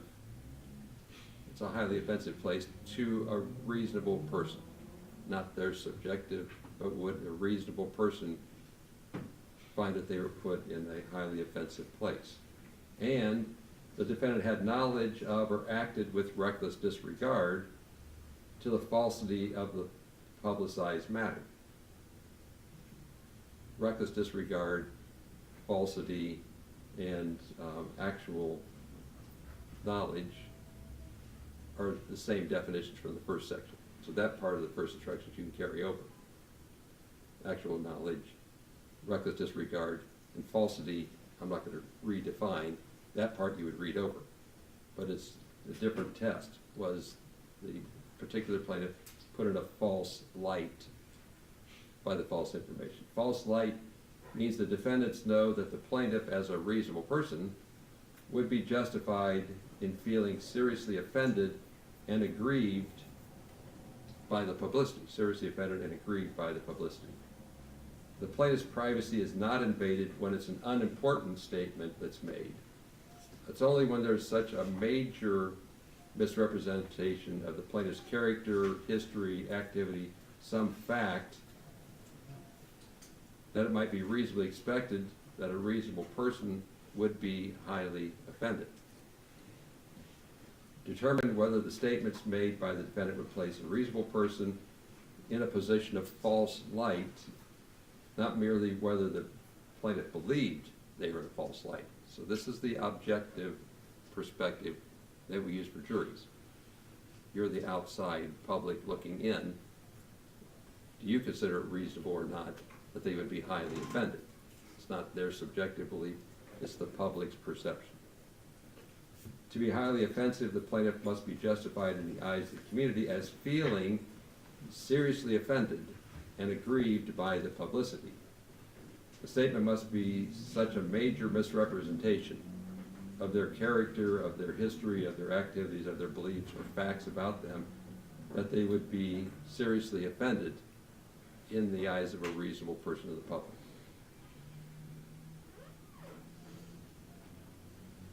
False has the same definitions I gave you, not substantially untrue. The fact versus opinion distinction doesn't apply from that, so you don't have to do the fact versus opinion analysis. If you find that any one or more of the plaintiffs proved all the elements of false light invasion of privacy, then you would enter a verdict in their favor. If you find that any one or more of the plaintiffs did not prove all the elements of false light invasion of privacy, then you would rule in the defendant's favor. I'll say it again, there's 7 determinations on false light, there's 7 determinations on defamation, and you make them separately. If you find for a plaintiff on either one or both of their claims, then you go to the question of whether the defamation or the invasion of privacy caused damages. There always has to be a connection between the false statement and the damage, or the false light offensive position they were put into, and the damages. A person who seeks to recover damages must prove not only that the other party caused the harm, but also that the conduct proximately caused them injury. Proximate cause is an act that in its natural and logical sequence caused the injury. There was an example of the defendant could have caused, but was something else actually the cause. You have to sort out whether the person's injury came from the defendant's conduct or came from somewhere else.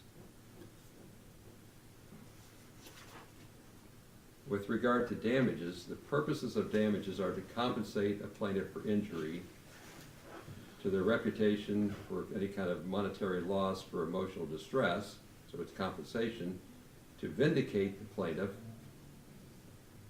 which helps restore their reputation, and to dissuade others from publishing defamation statements or false light statements. If you find that any one or more of the plaintiffs' claims should be ruled in their favor, then you have to have the greater weight of the evidence, a preponderance of the evidence about the amount, not clear and convincing proof about damages, but in your deliberations, slightly more evidence in favor of the amount to award is the test, the burden of proof. Take into consideration all the facts and circumstances and evidence, decide what amount of compensation should be awarded to each particular defendant or plaintiff. These are the kind of types or examples for which you can award money. Harm to their reputation, including exposure to public hatred, public contempt, ridicule, or public scorn, and or loss of professional income and or out-of-pocket expenses, and or physical, mental anguish, pain, and suffering, loss of society, companionship, and friendship. Those are all eligible factors or categories by which to compare or measure damages. It could be that the award of damages is not easily determinable and you can't put an amount on it. You can still order what's called nominal, or I'm going to use the word token damages. So if you find in favor of the plaintiff, then you have essentially the opportunity to go from 1 to wherever. Nominal or token would be the 1 or 10 or some low amount as a statement that they prevailed and entitled to damages, but you're not bound by anything more than 1 in your deliberations. But if you find for a plaintiff, then there has to be an award for damages, assuming there's a causal link between the defamation or the false light and injury or harm to reputation, emotions, etc. As a matter of law, the court determined previously that the claimed damage to the defendant's home was permitted under the circumstances of serving the search warrant. Therefore, you do not make a reduction for any damage that the defendant said happened to his home during the search warrant. The court previously found, as a matter of law, that that's expected or permitted as a result of serving the search warrant. So you don't subtract based upon whatever you think happened to his home. In your deliberations, a plaintiff cannot have double recovery.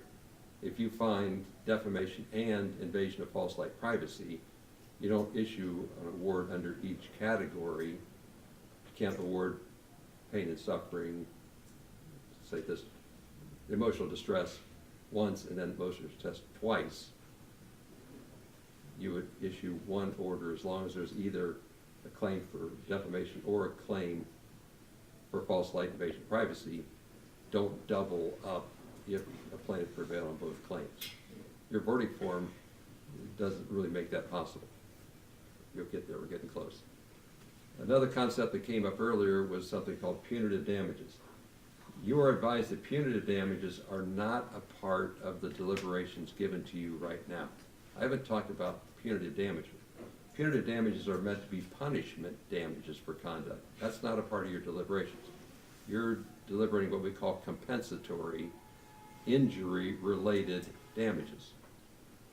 An award of punitive damages can only be given if there is a compensatory damage award. If a compensatory damage award is given, then you come back with a different set of instructions and you have arguably a second deliberation about punitive damage. You don't have to award it, but they aren't all lumped in. So don't think in this first phase, oh, the punisher is really mad. That's not where we are. If you find any plaintiff prevails on either claim and it caused injury, compensatory, actual repair damages, if you will, are what we're here for, not punishment. That's a second deliberation. The verdict forms aren't that hard to understand once you know what you're doing. Each plaintiff has 3 pages. Page 1 is the claim for defamation. We, the jury, being duly impaneled, find in favor of, and then it says Sean Cooley or defendant, circle 1. So you have to circle whether the defendant prevailed on Sean Cooley's claim for defamation. Then there's signature lines. Regardless of that verdict, you go to the second claim. So the next form is, we, the jury, find in favor of Sean Cooley or defendant for the false light claim. The instructions at the bottom of each page say, now go to the next page. If you find for the plaintiff on either of the first 2 forms, then you go to form number 3, which is damages. Damages is 1 line, where you put a number in. You can take notes and you can split it out, you can do calculations, you can decide how you get to it, but there's 1 line. So that would be for Sean Cooley, and it says Sean Cooley on the first 3 pages. And then the next 3 pages say Justin Cooley, same 3 pages. So in the first 2 pages, find in favor of that plaintiff or the defendant, circle 1. Next one, in favor of that plaintiff or defendant on the second claim, circle 1 of those options. And then you go to the damages form only if the plaintiff prevailed on one of the first 2. They're all numbered, they all have names on it, they should be easy to follow. You can tell me later.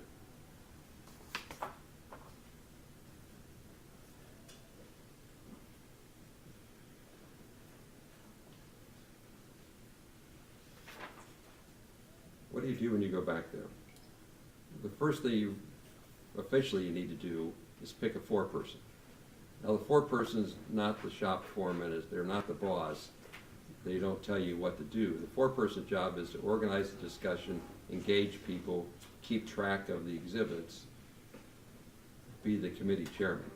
But the foreperson doesn't convince you to do what they want, they organize the discussion. There's no way to pick a foreperson. You can arm wrestle, throw fingers, draw names out of a hat, don't go to the bathroom first, because you very well could come out the foreperson. I don't care. I've heard people say that. They pick them because they weren't there. It doesn't matter. I can't tell you how to pick one. Just get one. Throwing fingers is fine. It takes too long. You probably already know who's willing to do it, or maybe you've talked to each other enough. Or you just say, sorry, you lose, you're it. But it's just organizing discussion. That's all it is. Just organize the discussion. Make sure nothing leaves. You'll have in your possession the verdict forms, the exhibits. You'll have copies of these instructions. Keep all that back there. When you come out, the only thing left to bring back out here should be all these verdict forms. Leave your notebooks back there. Everything else in the foreperson should make sure that that goes on. How do you deliberate? Generally, the advice to you is to go back there and start talking about the case, replay the witnesses, but don't just say, I think something ought to happen. Because when you come out with your first opinion and then start discussing it, a lot of people realize their first opinion is not their best opinion. But once you threw it out there, then you got to figure out, how do I get my pride back and retool? So generally, don't go back there and just say, here's what we ought to do. What'd you think about this witness, and how did this one come across, and do you understand the rules? And start into this discussion process, however you can do it. But eventually, then you're gonna need to start getting to the point where you see a consensus is being built. If you immediately express an opinion, changing is sometimes hard, so work together to build a consensus.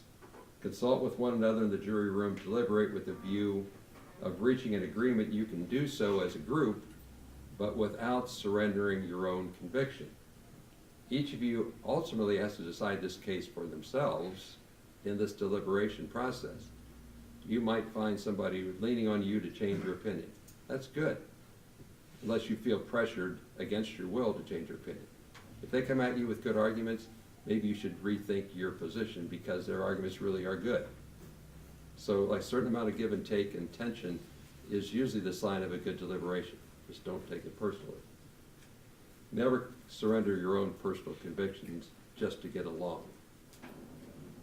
Don't be influenced by considerations of sympathy or prejudice. The law does not expect us to be robots and have no sympathy, no emotions, no prejudice, or no biases. That happens all the time. You have to set those aside. You're required to disregard them, to make your verdict carefully, to weigh the evidence, consider disputed questions of fact, apply the law to try to reach a verdict which the parties would be considering fair to both sides. Fairness is a big thing. Is this verdict fair to both the parties? Consider all the evidence regardless of who brought it forward. Do so with intelligence, impartiality, without bias, without sympathy, without prejudice. During the deliberations, if you have questions, you're welcome to write them down, which then comes to me, which goes to the lawyers to get you an answer. Like a magic doorbell. Knock on the door. Okay? The bailiff's like within earshot. He doesn't have his cup up against the door. So like pound on the door enough to get his attention. He'll come back, get the question, give it to me, I'll huddle with the lawyers, get you an answer. So when you get back there, there's a problem, you don't understand something, you want more information, you can get more information. Like we'll try to make sure you're not starving, like creature comforts will be provided. Like we're gonna run into the lunch hour, so there's a way of taking care of it. I heard it yesterday, they'll do it today. So like we're gonna wanna cover all those bases. The clock is yours when the deliberations start. You watch me pay attention to the clock, right? I don't have a clock because you do. So how much time you need is up to you, not up to our expectations or our time commitment. We gotta make sure that when you deliberate, you don't do so out of like human denial or fatigue. So yeah, we're gonna watch to see how that goes. Like you might have me send you a question saying, is everybody fine? Are you awake? Do you need coffee? Do you need food? What do you need? One jury kept going, my personal record's 1:24 a.m. because that's what they wanted. If they didn't want to go home, they were not coming back tomorrow because they were locked in and doing a good job. But it wasn't my clock, it was theirs. Until the verdict is announced in open court, you cannot indicate to anybody what it is. When you knock on the door saying we have a verdict, the bailiff will come, he'll tell me that you have a verdict. The foreperson brings the forms out here, and you hold on to them till everybody's here, and then we open the verdicts in front of all the parties. Don't say, oh, so-and-so, and this is the outcome, because the bailiff doesn't want to know that, and he shouldn't know that, because it has to happen in this room. Up to this point, like I've told you, I'd like not to talk to people, that still applies. Anybody outside the jury, that's off limits. If we deliberated today, you went home tonight, came back tomorrow, the rule's especially important. You can't tell anybody anything at all. Once the case is done, you can, in case I forget to say that.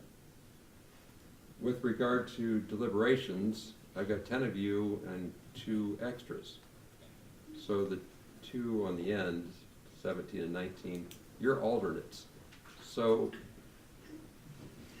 you don't deliberate, but you're not done. You're what we call insurance. There's no guarantee in an hour somebody's not going to get a call that they have to go or that they hit the floor or somebody had an accident, or the baby came early, or whatever it is. So you're not done, you're charged to not talk and to just wait.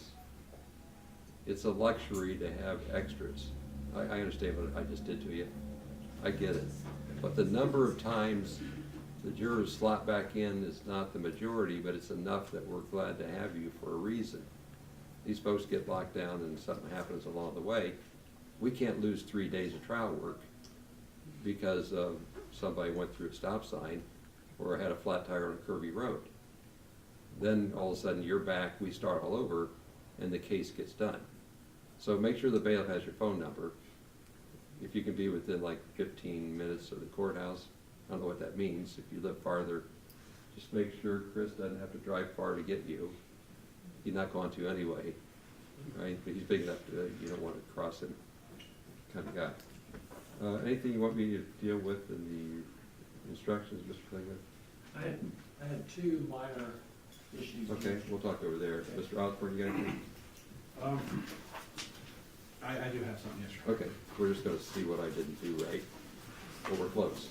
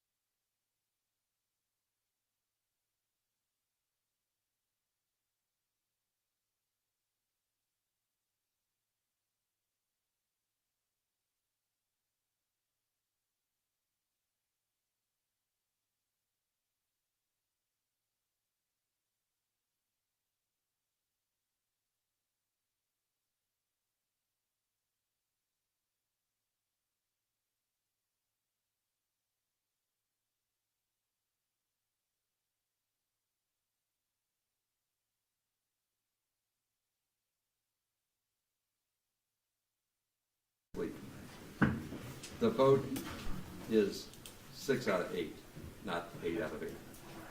It's the next paragraph down. So I've got 8 jurors. When you go back there, 6 and 2 is a vote in favor or opposed. So you always have to have 3/4.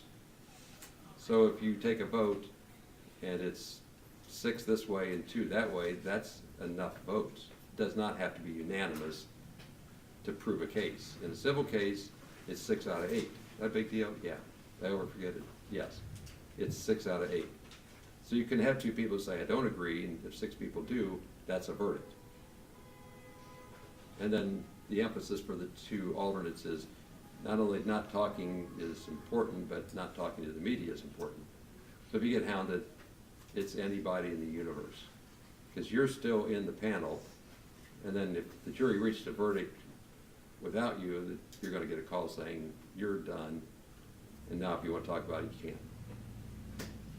Anything else, Mr. Klingler? Nothing from us, Judge. Thank you. Mr. Osborne?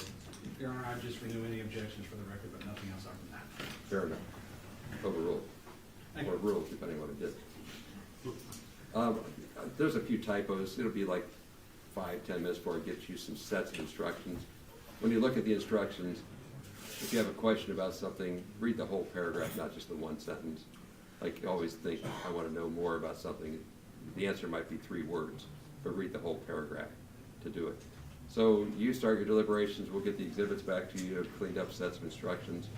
And thank you for your attention so far.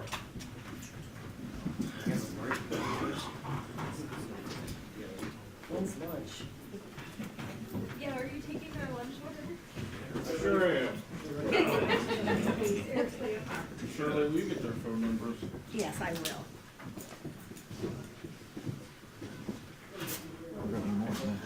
And you can just leave that way right there. Leave this one right Yeah, and then, if you would have to come back and deliberate, you'll have to notice that. We don't look at them or anything, even afterwards, we just tear them out. You wouldn't be able to follow them anyway. Remember, dear. Judge Hine?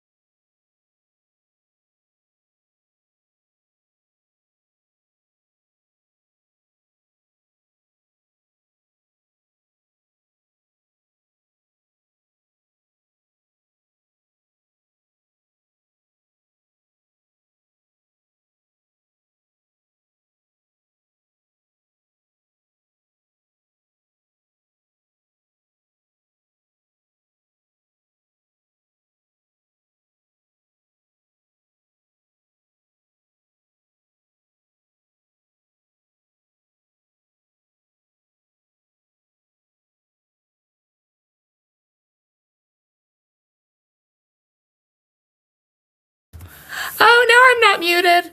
I figured it out. I said, nope, I am not muted. Nope, not muted, but my bubble is still. Should be nope, not muted, but my bubble is still. But yes, I was muted. I was muted on the computer and not on. Anyway. Okay, yeah, it looks like they're now in jury deliberations. And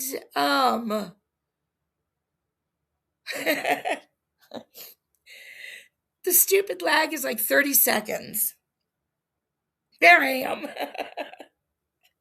Anyway, yeah, so I will keep my eye out on it.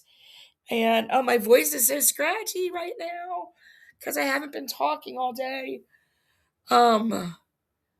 Anyway, I know Jules is right. It is an awful voice. Everything she says about my voice, I agree with, except for her impersonation. I do not think she sounds like me. Anyway. All right, you guys, I'm going to end the stream and I will be on the lookout for jury duty or for juries to be done. And I will be live. Yeah, as soon as they go live again. So I will see you guys later. Thank you very, very much for watching. Please hit the like button if you have not. And have a good afternoon.